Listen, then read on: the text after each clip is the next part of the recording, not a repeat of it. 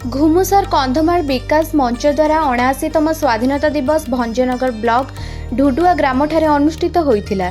दीपक कुमार पट्टनायक सभापतित्व रे कार्यक्रम में बहु सदस्य और विद्यालय छात्र छात्री जोग देइथिले। एही घुमुसर कंधमाल विकास मंचर मूल लक्ष्य घुमुसर और कंधमाल विभिन्न न्याय दाबी को सरकार को अवगत कराइबा। अनुष्ठान अवाहकों सूचना अनुसार एही मंच ओडिशा रे विभिन्न स्थान रे अंचलर विकास पई सरकार पाखरे दाबी रखी आसीछि। ताहा ब्रह्मपुर कंधमाल रेल प्रकल्प हेउ किंबा स्वतंत्र घुमुसर जिला दाबी। आज स्वाधीनता दिवस रे विद्यालय छात्र छात्री मानकु मिठा बंटन होइतिला।